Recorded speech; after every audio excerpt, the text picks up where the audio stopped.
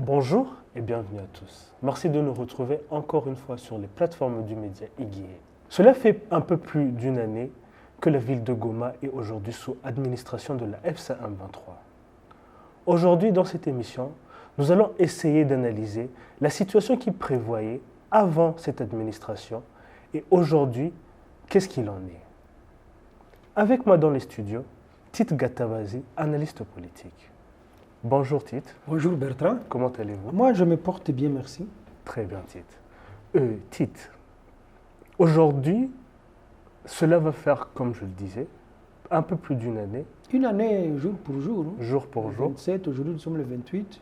Une année. Que Goma aujourd'hui est sous administration de l'AFC M23. Ouais. Mais avant de parler de la situation actuelle, pouvez-vous nous donner un aperçu de comment était Goma avant la prise de la ville de l'AFC M23, c'est-à-dire sous contrôle de Kinshasa? Sous contrôle de Kinshasa, Goma était sous état de siège. Ça veut dire administré par les militaires.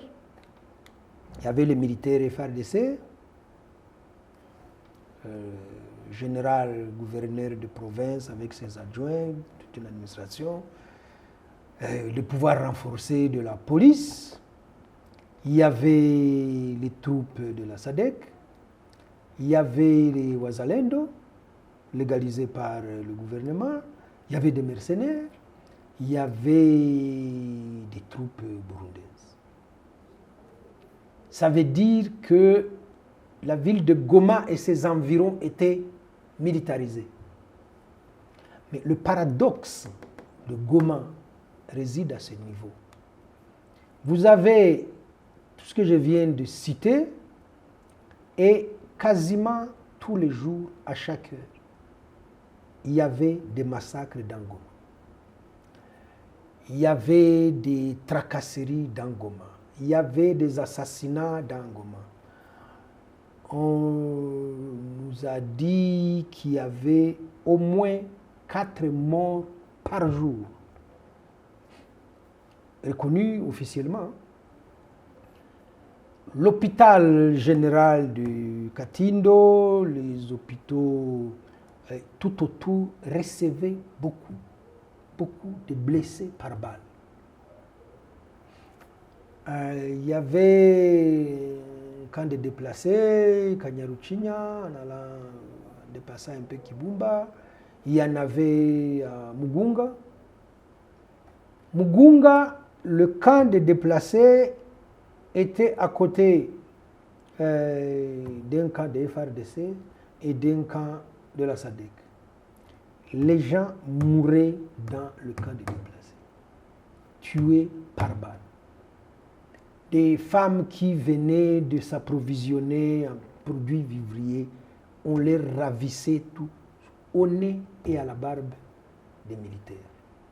J'ai oublié de citer la MONUSCO, venue pour protéger les civils au Congo depuis 25 ans. Est-ce que c'était une guerre civile ou bien? Non, là, il n'y avait pas encore la guerre. Le Nord Kivu et l'Ituri étaient sous état de siège.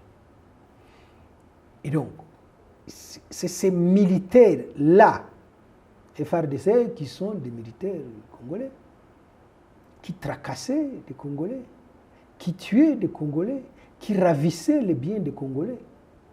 C'est les Wazalendo, intégrés au FARDC. On a, juste pour prendre quelques exemples, le carnage de Goma le 30 août 2024.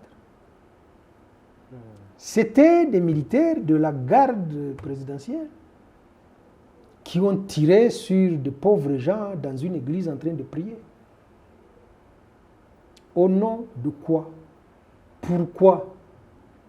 Après, on a vu des images qui sont quand même choquantes.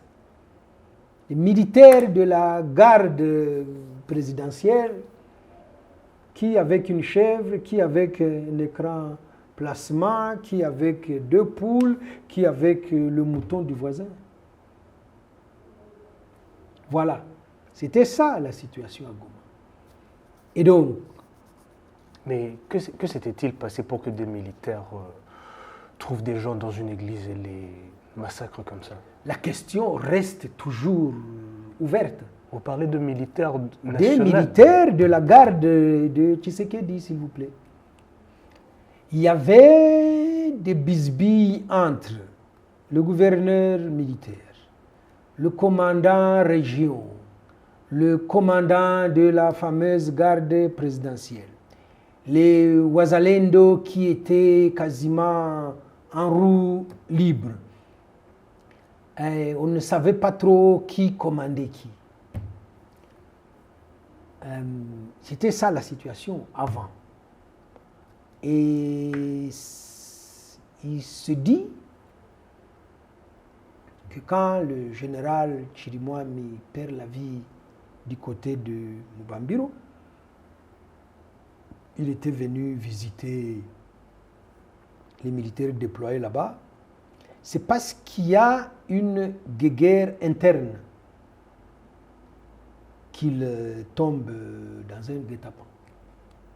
Donc voilà.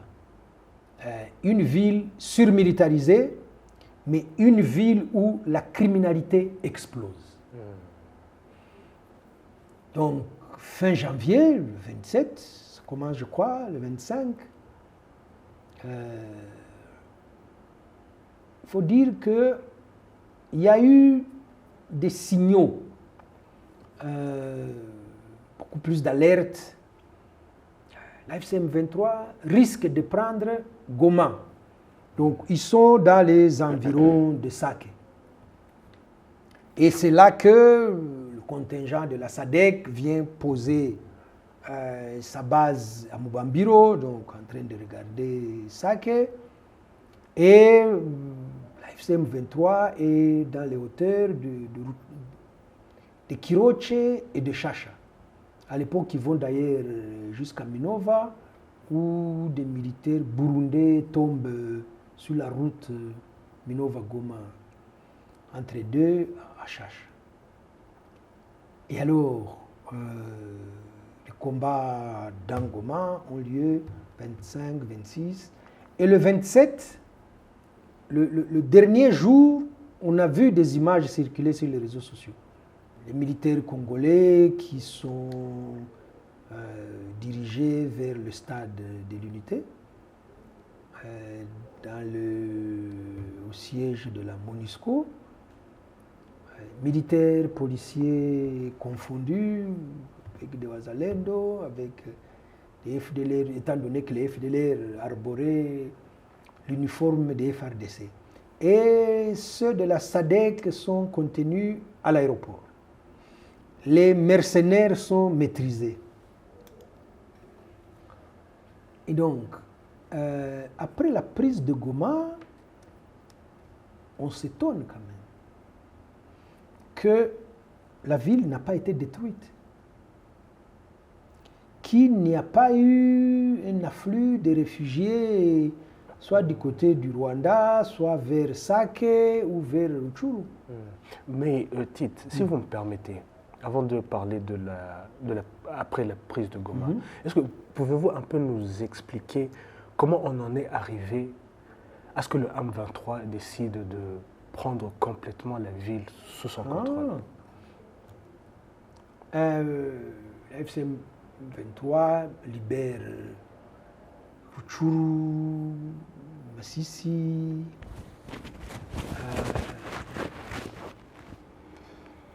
à Goma, je dis qu'il y a une criminalité qui explose. Et donc, il y a beaucoup d'appels de détresse vers l'AFC M23. Est-ce que vous ne pourriez pas penser à nous, habitants de Goma? Parce que je dis, on dit qu'il y avait au moins 4 morts par jour, il y avait beaucoup de blessés. La ville était en insécurité. Et donc, étant donné que l'AFC M23 a dans ses objectifs la libération des populations et la protection une fois que la zone est sous leur contrôle, un peu avant ça, je crois qu'au mois de décembre, si je ne m'abuse, le président Bertrand Bisimwa avait fait un clin d'œil dans ce sens. Dans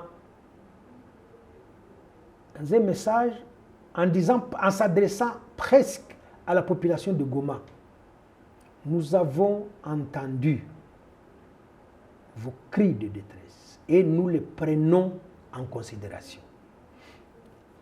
Et alors, le moment arrivé, il décide de prendre Goma. Mais Tite, vous vous rappelez avec la prise de Goma, nous avons observé ici au Rwanda des scènes des FRDC qui se sont rendus ou bien qui se sont réfugiés ici. Nous avons vu des mercenaires et la SADC aussi passer par le Rwanda pour rentrer chez eux. Est-ce que pouvez-vous nous dire quelque chose sur ça? La prise de Goma a des éléments. Moi, je disais, il y avait une cacophonie entre les généraux, il y avait une mésentente, ça veut dire que la chaîne de commandement était rouillée, il y avait une forte corruption, on grossissait les chiffres des militaires qui sont au front, quand on en a 200, on déclare 2000. On avait quand même entendu des audios où un militaire commandant de je ne sais où appelle Goma pour dire mon général, ça fait 4 jours que les militaires n'ont rien à manger, n'ont pas à boire, nous sommes à court de munitions. Je me rappelle que le major Widin Goma avait arboré une fois des tenues en disant on a pris ça chez les FRDC. Donc ça ne permettait pas au FRDC, à toute cette coalition, de résister face aux hommes du général Makenga, très disciplinés, assez ordonnés, suffisamment stratèges, et qui, eux, ont une cause à défendre. Ils se battent pour recouvrer le droit à la nationalité. Ils se battent pour qu'on rapatrie les réfugiés congolais, beaucoup plus de Tutsis qui sont disséminés dans les pays voisins. Et donc cet état à la fois du moral des FRDC et alliés ne permettait pas de tenir face à l'ARC. Et donc ils ont décidé d'entrer dans Goma pour libérer cette population qui était victime des exactions, des assassinats et des meurtres. Tite, 1 an après la prise de Goma, nous allons essayer d'analyser différents aspects de la vie qui se passe à Goma. Mais ce serait quand même intéressant qu'on parle de comment les mercenaires, la SADC quittent Goma. Je crois que ça, c'est vraiment une leçon. Parce que après la prise de Goma, je crois très rapidement, au mois de février, on assiste à une réunion des chefs d'état-major de la SADC avec le général Makenga. Et on voit des images, ils sont souriants, très bien.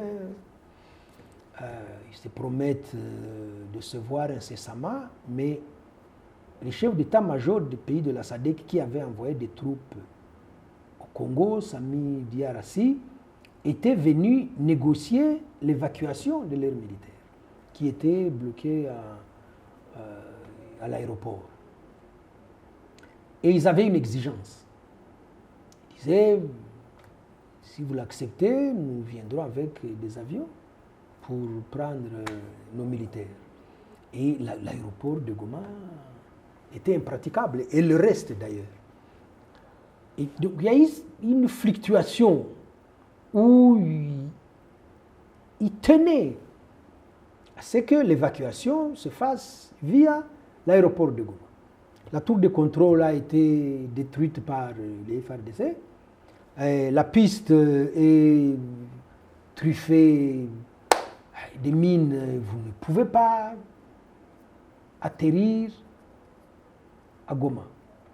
Et c'est là qu'ils viennent, pas les militaires, mais les diplomaties de ces États viennent négocier avec le Rwanda pour que le Rwanda donne un point de passage pour les ressortissants. C'est comme ça qu'on voit des bus escortés par la police rwandaise jusqu'à l'aéroport pour qu'ils rentrent chez eux. Mais le plus humiliant, c'est de voir les mercenaires. Hein? Les mains sur la tête. Pas très joli à voir, mais bon. Je dis que c'est une leçon. Pourquoi?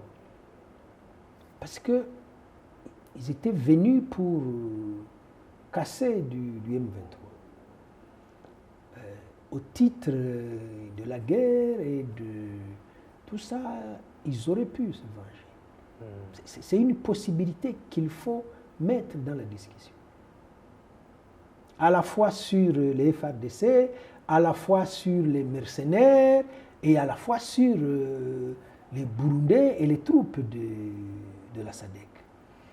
Mais ils ont respecté scrupuleusement le prescrit du droit international. C'est des prisonniers de guerre et ils sont traités et bien traités. Et ceux qui peuvent, les FARDC ont été évacués par le CICR vers Kinshasa. On a vu les autres passer par le Rwanda. Voilà. Donc ça, c'est la partie où on voit quand même, en plus de la supériorité militaire, de la maîtrise, à la fois des combats, du renseignement, on voit bien que l'AFCM 23 ne fait pas la guerre comme des sauvages. Étant donné qu'ils ont un agenda politique assez légitime, ils ont refusé de faire ce que les autres faisaient sur eux. Donc voilà, c'était ça la leçon. Et c'est important de le souligner parce que ça n'arrive pas partout, toujours comme ça. Voilà. Après, ça fait aussi un point de marqué sur le plan diplomatique. Ça donne du crédit aux autorités de l'AFCM 23 de dire, en définitive, vous n'êtes pas des petits sauvages. Hein? Voilà. Merci beaucoup pour ces précisions, Tite. Une année après l'administration de Goma sous l'AFCM 23, nous allons essayer d'analyser différents aspects de la vie maintenant que mène la population. Ouais. Et si vous permettez, nous pourrions commencer par l'aspect sécuritaire. Vous avez parlé de Goma avant l'AFCM 23. Oui. Mais comment la sécurité aujourd'hui est-elle à Goma? Goma, quand vous discutez avec le maire de la ville, comme le maire de la ville dit, la ville respire aujourd'hui la paix et la sécurité. Les citoyens de Goma et des environs, vous allez jusqu'à Sake, vous montez jusque vers Kibumba. La vie est redevenue normale. Mais quand vous discutez même avec les citoyens, au hasard des rencontres comme ça, je prends juste 3 exemples. Je discute avec 2 motards. Vous voyez, c'est vraiment les gens qui connaissent la ville, qui se lèvent tôt, qui travaillent toute la journée, qui sillonnent la ville pour les besoins de leur travail. Il y en a un qui me dit, avant, je pouvais déposer un client juste le trottoir en face, et il y a soit un FRDC, soit un policier, soit un FDLR, soit un Mouzalendo qui me dit, petit, donne-moi cet argent-là, que le client venait de payer. Et je dois lui remettre cette somme, parce que lui, il a une arme avec lui. Et c'était ça notre vie quotidienne. je travaillais la peur au ventre. Le matin, en partant, je disais à ma femme, prie pour moi. Ma femme me disait, Yesu akusindikize, que Jésus t'accompagne. Beaucoup de collègues sont tombés parce que les militaires leur ravissaient leur moto et eux les conduisaient à la place des motards. Le soir, ils commençaient à travailler vers 8 heures et ils devaient impérativement rentrer à 16 heures. Aujourd'hui, il circule dans Goma quasiment toute la nuit quand il peut le faire. Sur la route qui quitte le rond-point BDGL, l'AFCM 23 est en train de refaire la route vers l'aéroport. Il n'y avait pas de canalisation. Et donc, je discute avec quelqu'un, et moi je vois des jeunes filles qui vendent les petits trucs à la sauvette. Il y en a une qui dit à l'autre en swahili, ah, c'est probablement lui le chef du chantier ici. Ah oui, c'est vrai. Et elle vient très poliment, elle dit, papa, merci beaucoup pour la sécurité. Voilà, nous on est des petites filles de quartier Biréré ici, on vend des petits trucs, mais aujourd'hui, là, on ne rentre pas à la maison.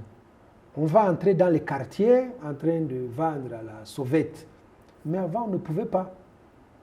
Donc, merci pour la sécurité. Et pour la crise, on va se débrouiller. Et moi, je regarde ces enfants.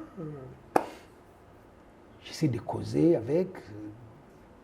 Je suis sympa avec. Je dis, mais en plus de la sécurité, qu'est-ce qu'il y a? Eh bien voilà, on est en train de nous faire la route. Eh bien voilà, même quand on va à la mairie, maintenant, on ne paye plus les papiers. Maintenant, ça va. Mais le plus important pour nous, c'est cette sécurité. Les commerçants du côté de Biréré le disent, Virunga, Katindo, partout. Donc vous discutez avec des médecins, ils vous répètent la même chose. Je sortais de chez moi, la peur au ventre. Mais là, depuis une année, je n'ai plus de boules à l'estomac. Voilà. Donc c'est ça, le nouveau visage de Goma sur le plan de la sécurité. Et ça s'étend aussi. Les gens vont à Massissi, les gens vont à Rutshuru. Il m'a été dit que la route Goma-Rutshuru était truffée de barrières à n'en pas finir. Et chaque fois, il fallait payer.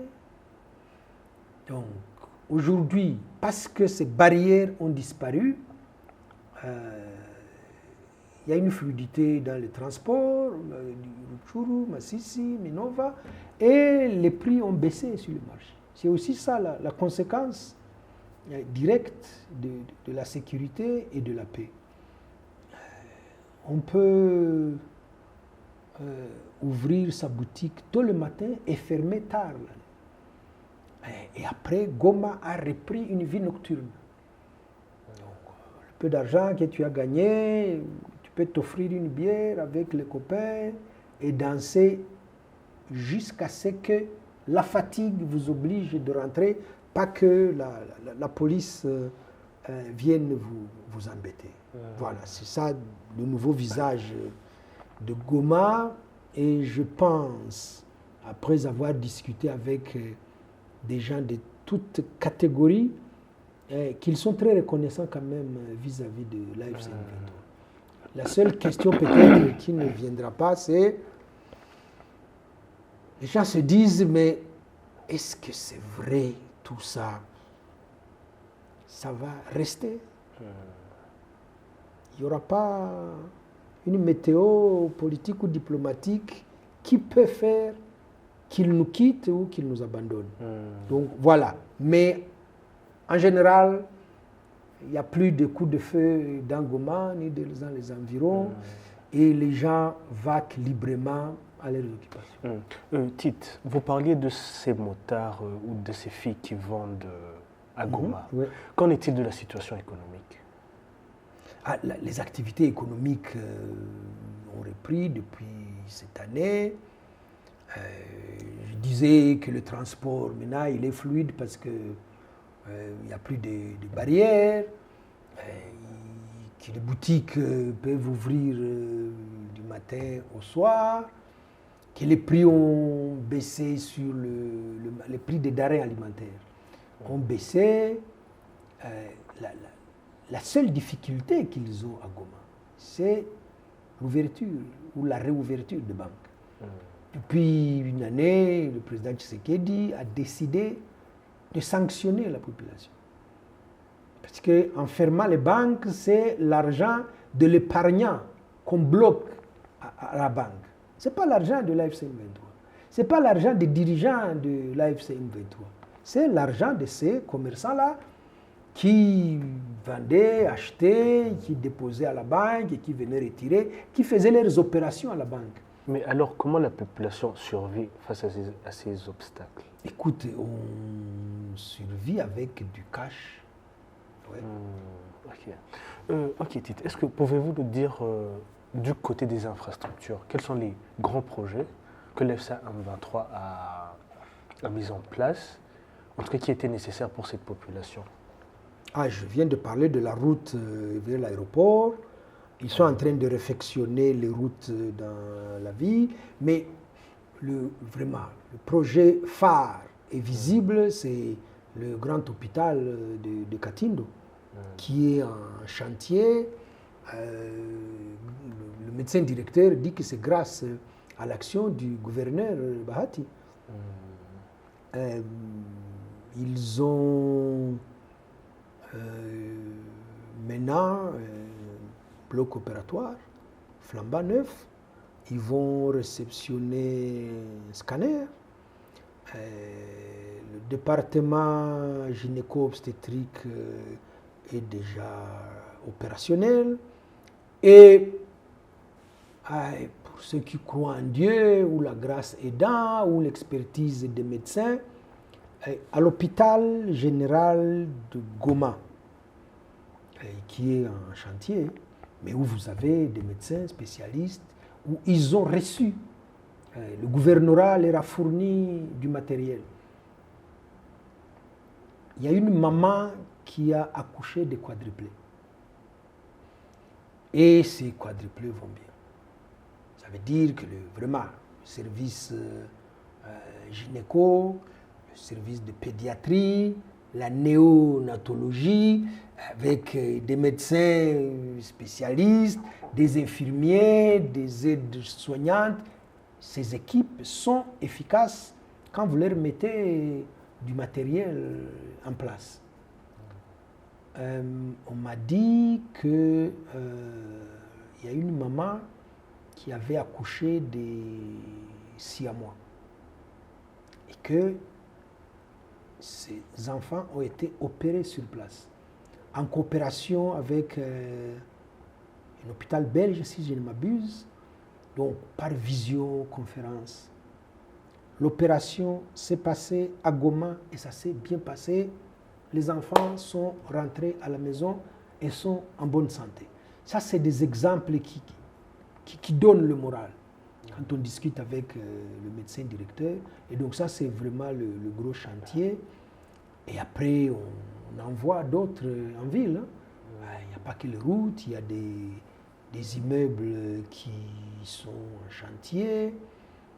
Ils vont mettre une gare. À Goma, il n'y avait pas de gare.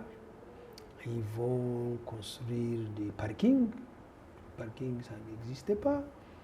Et donc voilà, ils sont en train de redonner un nouveau visage assez pratique et usuel pour les citoyens de Goma. Et Tite, et au niveau de l'éducation, je parle des écoles primaires, secondaires, universités. Est-ce que quand vous circulez dans Goma, le matin, les enfants vont à l'école, le soir, ils reviennent. École primaire, secondaire, Unigo, c'est plein d'étudiants, de profs et tout ça, oui. En discutant avec le coordonnateur Nanga, il nous a dit que l'année scolaire s'est bien passée et la nouvelle année a commencé et ça se passe plutôt très bien, oui. Tite, Un autre aspect que nous voudrions que vous nous donniez un éclaircissement. L'ambassadrice du Rwanda aux États-Unis, Mme Mathilde Mkantabana, a récemment parlé d'une collaboration entre l'AFC M23 et le Rwanda. Et M. Corneille Nangaa a lui aussi récemment confirmé cette collaboration. Est-ce que pouvez-vous nous confirmer à Igué? A confirmé au journal Igué, merci. Cette information. Oui. Est-ce que pouvez-vous nous donner plus d'éclaircissements sur ce point? En fait, ça relève du pragmatisme. L'AFC M23 contrôle maintenant aujourd'hui de vastes territoires. On va dire de Bunagana jusqu'à la plaine de Rusizi, Kamanyola. C'est très vaste. Territoire de Rutshuru, de Masisi, de Kalehe, Kabare, la ville de Bukavu. Et de Bunagana à Kamanyola, vous avez quand même une grande frontière avec le Rwanda. Vous avez la partie Kibumba, qui touche au Rwanda. Vous avez la petite barrière de Birere. Vous avez la grande en ville. Vous avez Rusizi, Bukavu. Et vous avez Bugarama. Il y a, semble-t-il, 40 000 personnes par jour qui vont dans les deux sens. Il faut assurer la sécurité des personnes et des biens. Ça nécessite quand même que le Rwanda et l'AFC M23 puissent se parler, puissent échanger des informations. Il y a cette histoire de trafic de drogue transfrontalier. Il y a beaucoup de problèmes, la petite délinquance ou le grand banditisme. Il faut pouvoir se parler. La deuxième raison, c'est la question commune entre l'AFC M23 et le Rwanda, qui est la question des FDLR. Les FDLR, ça n'est plus discutable, constituent une menace existentielle pour le Rwanda. En tout cas, sa sécurité, pour peu qu'on baisse la garde, les FDLR viendront finir le travail comme ils l'ont promis. Finir le travail dans leur langage, ça veut dire exterminer les Tutsis. Ça, c'est connu, c'est admis, ça a été mis dans le CONOPS, même si Kinshasa l'a boudé à Luanda, ça les a rattrapés à Washington.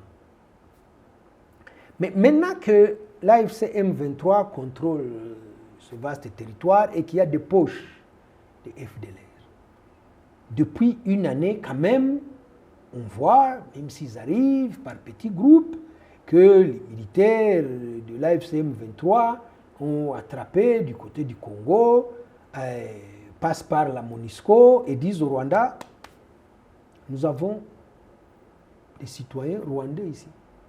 Ils sont FDLR, mais ils disent qu'ils sont FDLR et rwandais. Le Rwanda dit, on les prend. Pas plus tard qu'hier, j'ai vu qu'il y avait un groupe de 15. Ça, voilà, c'est grâce à cette collaboration-là.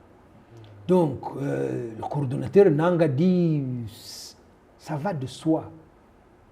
Donc, ce que l'ambassadrice du Rwanda à Washington a déclaré relève de ce pragmatisme-là où il y a quand même un état de fait de Bunagana à Bugarama. On a vu des réfugiés congolais quand le Burundi a bombardé Kamanyola et du côté de Bugarama, qui sont rentrés au Rwanda. Mais ils sont sur le territoire libérés par l'AFC M23. Donc, quand ils voudront rentrer, le Rwanda devra avertir les autorités de l'AFC M23 pour dire il y a des Congolais, des Congolaises ici chez nous qui disent que la sécurité est rétablie chez eux et qu'ils veulent rentrer. Alors, organisons la logistique de leur retour. En gros, c'est un peu ça. Et donc, si ça affole un peu la toile, il y a beaucoup d'amalgames qui proviennent de Kinshasa. Ce n'est pas nouveau. Il y a des contre-vérités. Mouyaya est quand même passé de ministre de la communication à ministre de la propagande. Ce n'est pas très glorieux pour lui. Ils ont recruté un monde fou pour diffuser le discours de haine. Et les diffuseurs des discours de haine viennent s'afficher avec le chef de l'État. Ça veut dire que le chef de l'État cautionne le discours de haine. Parce qu'il n'a jamais poursuivi qui que ce soit qui diffusait le discours de haine. Et donc, qu'ils essayent de travestir cette réalité-là, c'est une réalité, c'est une évidence, et ça relève, comme je l'ai dit, du pragmatisme. En tout cas, je trouve cette collaboration très logique du point de vue que les deux administrations, maintenant, je parle de l'F-123 et le Rwanda, partagent cette frontière commune. Mais alors, Tite, comme vous le disiez, la population a peur de dire, est-ce que ce développement que nous voyons, est-ce qu'un jour ça ne va pas s'arrêter? Est-ce qu'il n'y a pas ce risque? Déjà, il faut commencer par Uvira. On a vu ce qui s'est passé l'AFC M23 entre dans Uvira, l'alliance populaire. L'AFC M23 entre dans Uvira et débloque le blocus de Minembwe. L'AFC M23 entre dans Uvira spontanément. Le lendemain, la population fait le salongo. Donc pour dire merci, et nous, on commence à faire la propriété de la ville. Mais voilà, pour des raisons de dynamique diplomatique et des intérêts parfois contradictoires, les grandes puissances demandent à l'AFC M23 de se retirer. Le coordonnateur Nanga adresse un courrier au secrétaire général des Nations Unies. Il nous est demandé de nous retirer d'Uvira, mais les Wazalendo ne sont pas loin, les FARDC ne sont pas loin, les Burundais risquent de revenir encore avec les FDL pour massacrer la population. Nous sommes prêts à nous retirer pour faire preuve de bonne foi, mais est-ce que vous pouvez dépêcher une force neutre? Cette lettre n'a jamais eu de réponse. Une fois qu'ils se sont retirés, ça s'est passé exactement comme Corneille Nangaa venait de le dire et de l'écrire au secrétaire général des Nations Unies. Donc moi, je crois que Uvira est une plaie sur la conscience à la fois de ces puissances qui ont demandé que l'AFC M23 se retire et des Nations Unies. Les Nations Unies, on vient quand même de renouveler le mandat de la MONUSCO. On n'a pas vu la MONUSCO bouger le petit doigt.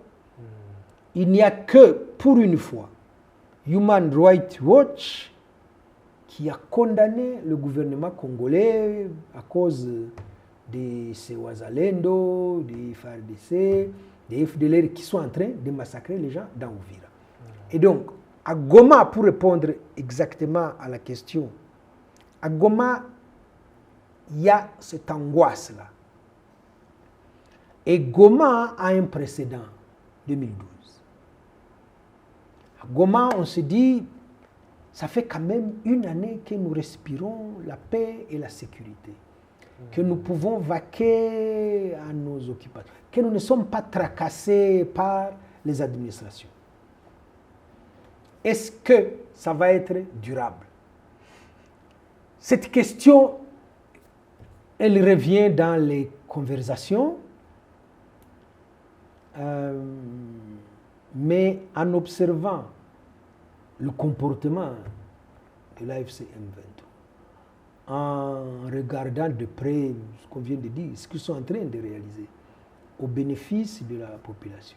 Il n'y a pas que la sécurité, maintenant il y a les infrastructures, il y a les services sociaux, il y a les administrations, il y a la fiscalité qui sont opérationnels. Il y a le secteur de la justice qui est en train d'être mis sur le rail par le très dynamique d'Elio. quand vous voyez tout ce maillage-là, vous aurez du mal à vous dire, ils sont arrivés en touriste, ils vont repartir dans 2-3 mois.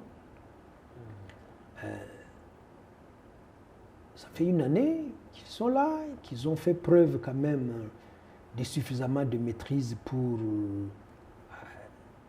instaurer la sécurité. Ils ont rétabli l'eau, ça n'existait presque pas à Goma.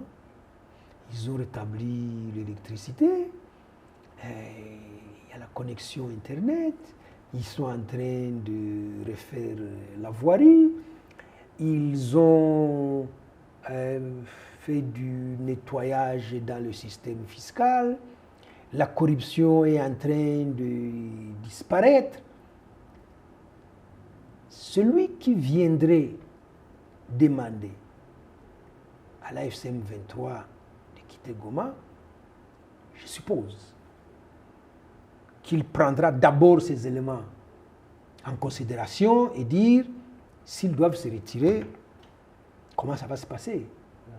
Et comme on a un mauvais précédent à Uvira, je crois que ça joue à la fois psychologiquement, sur le plan politique, sur le plan diplomatique, sur le plan sécurité, ça joue en faveur de l'AFCM 23.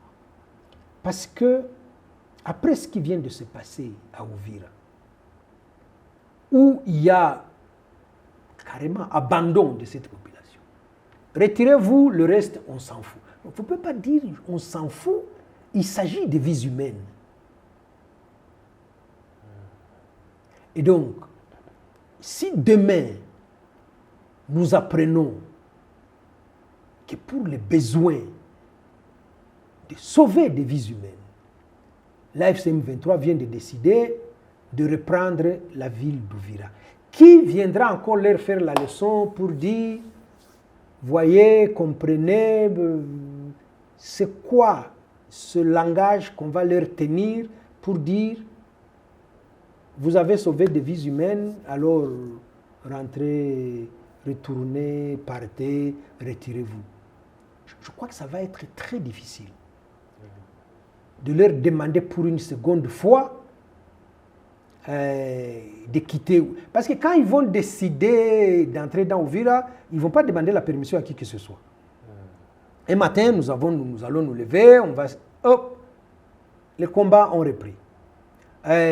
Étant donné que les Wazalendo, les FARDC et consorts, ils sont ce qu'ils sont, on les a vus, ils ne vont pas résister pendant longtemps. Tous ceux qui ont vu les images, destruction des maisons appartenant au seul Banyamulenge, destruction des églises appartenant au seul Banyamulenge. Au-delà de ça, on a pillé le port de Kalundu comme si on n'aura plus besoin des services de ce port. On a même dévalisé le palais de justice.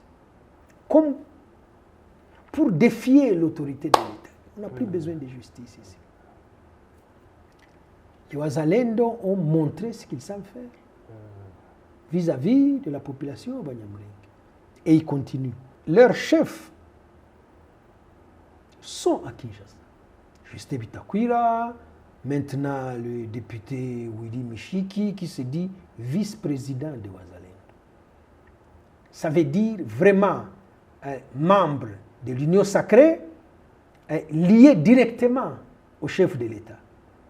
Le chef de l'État oublie parfois, je crois. Tshisekedi oublie qu'il est le chef suprême des armées. Et qu'au nom du donneur d'ordre, il pourrait être poursuivi pour crimes de guerre, crimes contre l'humanité et actes de génocide. Parce que ça n'a pas d'immunité. Et donc, ce qu'ont fait les Wazalendo et les FARDC à Uvira, c'est de la responsabilité de qui? Le blocus de Minembwe, suffisamment documenté, et confirmé par le porte-parole de l'armée burundaise. De l'armée burundaise. Nous tenons Minembwe. Personne n'entre, personne ne sort. Parfois, on se demande, mais on ne peut même plus se cacher.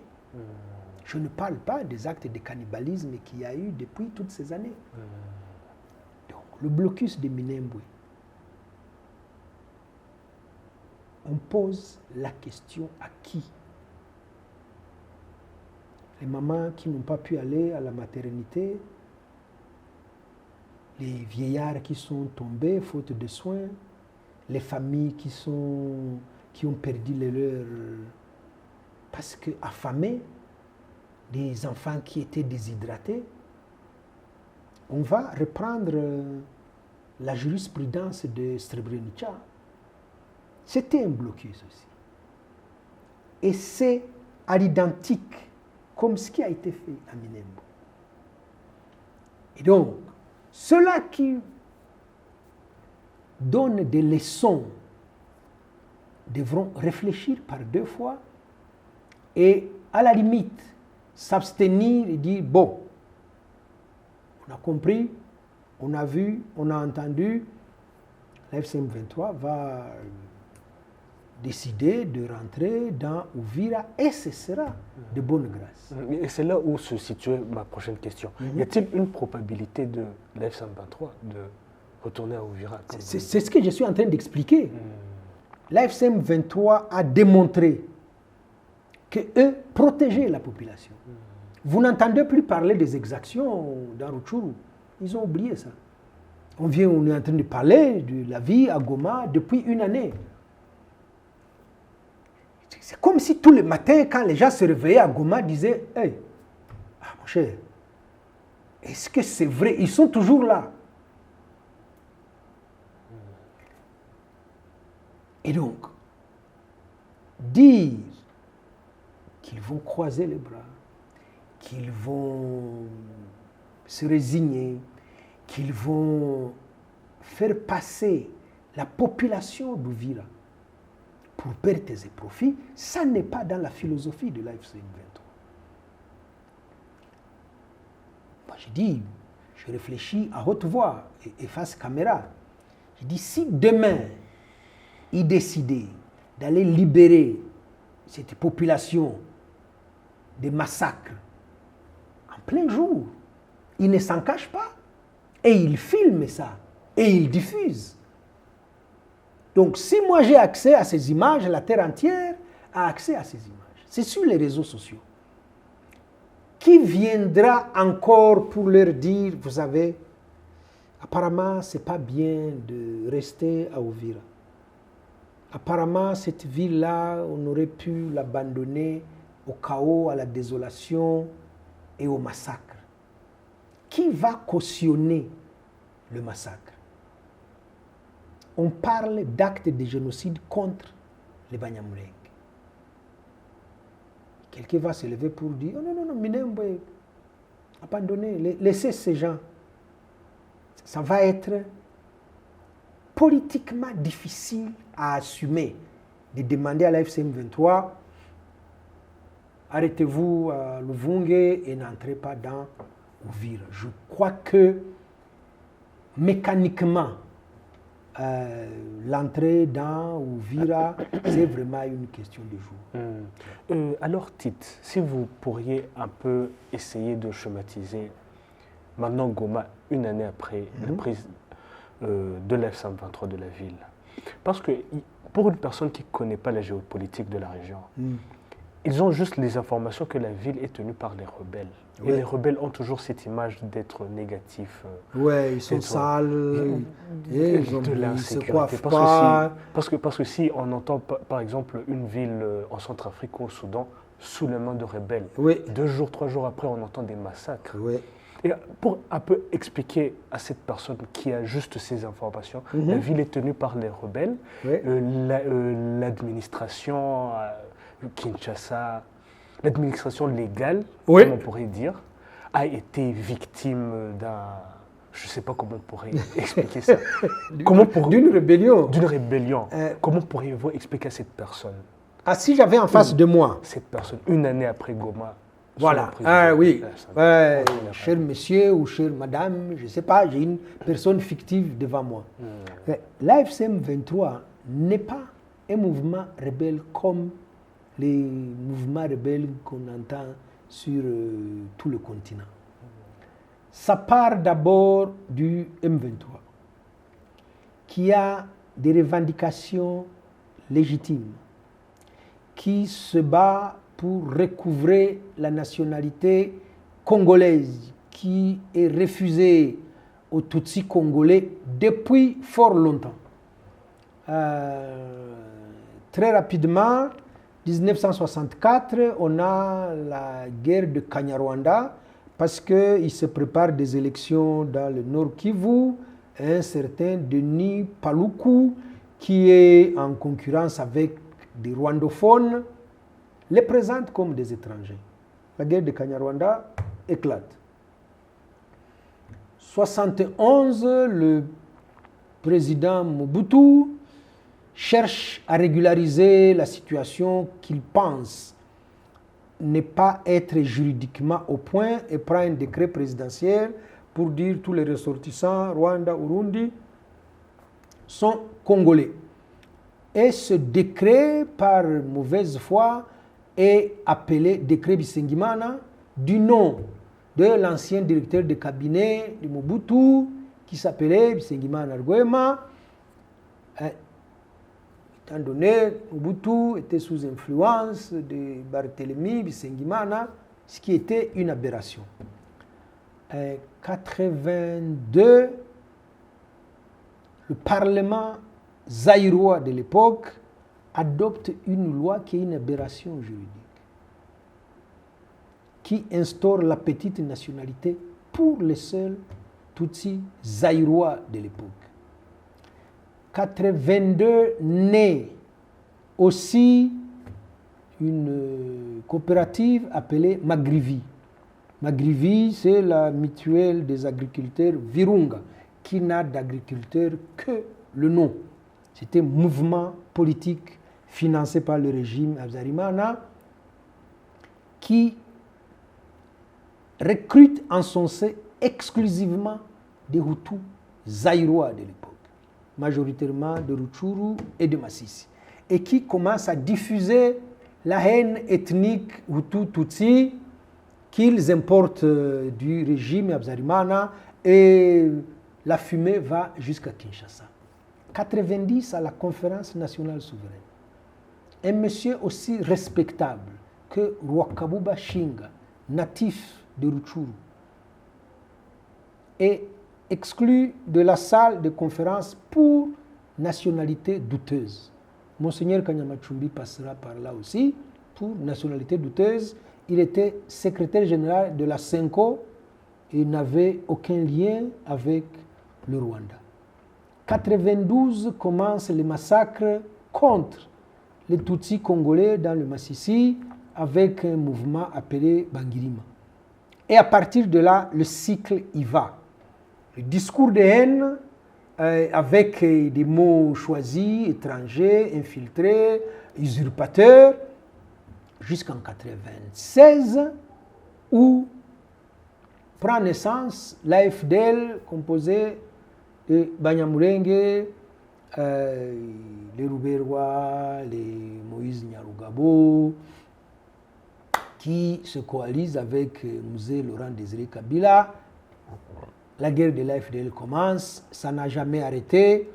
Après vient le RCD, après le RCD vient le CNDP du général Laurent Nkunda. Né le M23 de la signature du 23 mars 2009 entre le CNDP et le gouvernement congolais, lequel accord n'a jamais été respecté. Ainsi naît le M23-1, qui est défait en 2012 parce qu'ils n'ont jamais combattu.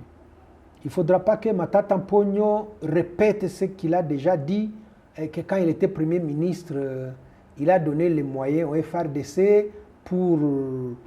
non, le M23 n'avait pas combattu parce qu'il y avait une force spéciale au sein de la MONUSCO et ils ont refusé de combattre.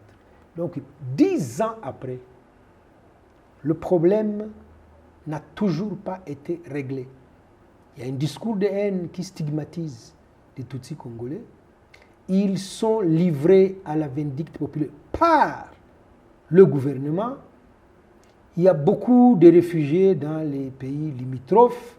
Et voilà, nous assistons à la naissance du M23-2 qui a évolué, qui fait alliance maintenant avec d'autres forces politiques. Aujourd'hui, nous avons l'AFC M23 et voilà où on en est. Ils sont en négociation avec le gouvernement congolais pour terminer à Doha où il y a une promesse. On va s'accrocher à cette promesse-là.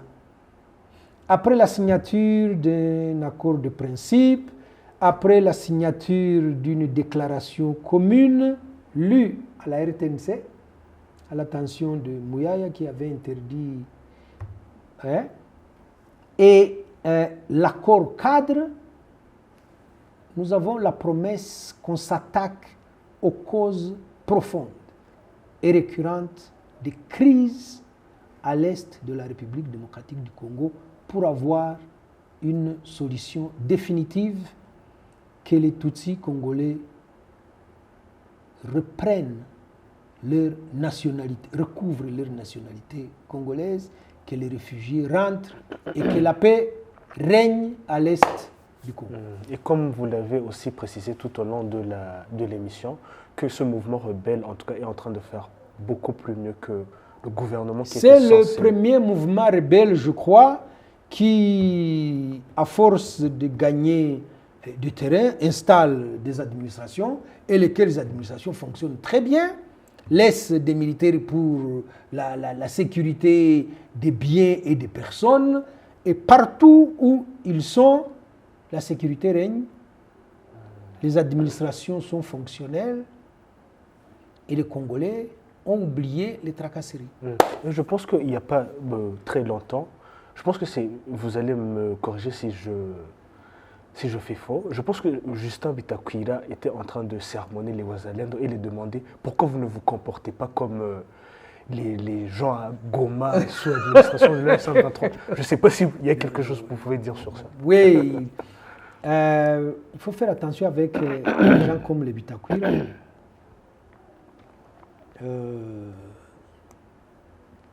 Donc l'opportunisme peut aller d'un extrême à l'autre. Ne soyez pas étonnés que demain ils fassent l'apologie de l'AFC M23. Ne vous étonnez pas. Donc Bitakwira voit bien la défaite de Goma. Il se dit les carottes sont cuites. Donc quand il va à Uvira pour sermonner, soi-disant, les Wazalendo, c'est parce qu'ils sont en perte de vitesse. Et pourtant, les Wazalendo d'Uvira et des environs, Fizi et Uvira, le général autoproclamé Yakutumba est proche de Bitakwira. C'est son fonds de commerce à la fois politique et d'accès aux ressources. Parce qu'il ponctionne de l'argent chez Tshisekedi pour venir donner aux Wazalendo. Et quand il s'est dit, les Wazalendo vont courir au Burundi, descendre à Kalemi, se disséminer dans les Fizi, Mwenga, moi je n'aurais plus ni de fief, ni de rentrée d'argent. Alors il vient en courant pour faire le malin. C'était juste à cause de ça. Essayez de reprendre la main et garder ce fonds de commerce politique et financier. En tout cas, Tite, merci beaucoup pour vos vous remercie. Et espérons que vous serez encore ici avec nous pour nous continuer d'analyser la situation de jour au jour, que ce soit à Goma ou les dynamiques dans la région des Grands Lacs. Voilà. Quand ce ne sera pas Goma, on va parler de Bujumbura. Comme on dit, tous les jours, il y a un nouveau dossier. On va parler du mandat du président Museveni, qui a quand même été réélu. Dans la région, il y a des sujets. Vous êtes toujours le bienvenu. Merci beaucoup. À bientôt. Merci. chers téléspectateurs, merci beaucoup d'avoir été avec nous et espérons que cette émission vous a été d'une très grande utilité et surtout, restez branchés sur les plateformes du média Iguihe.